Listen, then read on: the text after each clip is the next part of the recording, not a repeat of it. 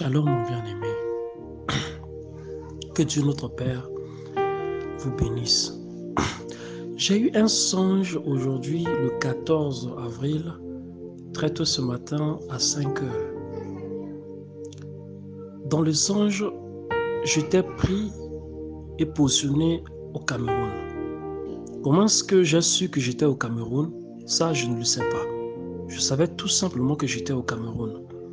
Parce que là où je me trouvais, ce n'était ni mon pays, ni un autre pays, mais au fond de moi, je savais que j'étais au Cameroun.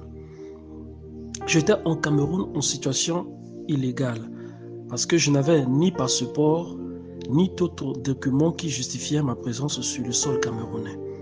Et j'avais peur, très peur d'être pris par les policiers. Mais j'étais au Cameroun pour une raison. La raison, c'était que j'étais avec des frères pour une prière, pas n'importe quelle prière, mais une prière concernant la situation du Cameroun. Les promesses que Dieu a faites regardant le changement au Cameroun. Le Seigneur a permis que je me lève rapidement et que j'écrive l'essentiel de ce songe dans un cahier que je vais lire les détails que j'ai écrits.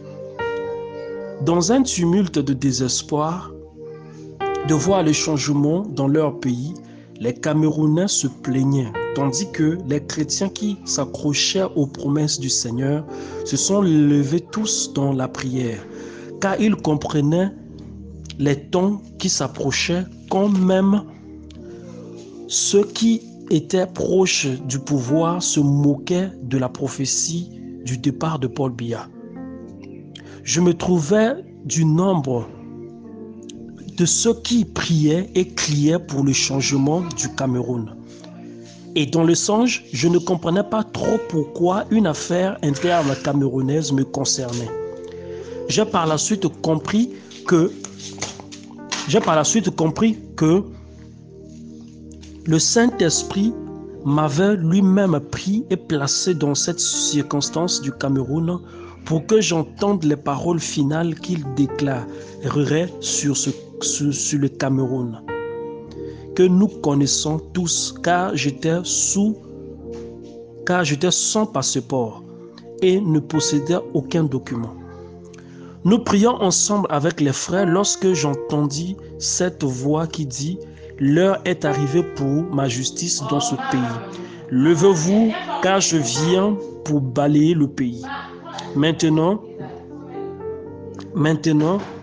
regardez, ils ne pourront plus le cacher. » Lorsque j'entendais cette voix, je voyais l'image d'un être qui était fait comme du feu. Après cette voix, nous avons couru, saisis de frayeur. Et il y avait des choses qui vont arriver.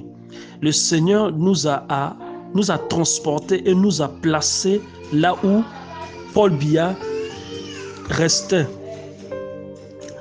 agonisant, quand soudainement il tomba au sol et mourut. Tous ceux du pouvoir étaient dépassés, car ils ne pouvaient rien faire mais annoncer la nouvelle, ne sachant pas que cela susciterait une joie et un moment de tumulte dans le pays. Nous rendions grâce au Seigneur pour l'accomplissement de ces choses avec un frère qui priait instamment pour cette heure. En quoi cet événement me concerne? J'avais compris que le changement lié au Cameroun déclencherait une réaction en chaîne sur l'Afrique et donc sur mon pays. Donc l'intercession sur le Cameroun nous concerne tous. Voilà un peu le songe que j'ai eu concernant le Cameroun. Que Dieu vous bénisse.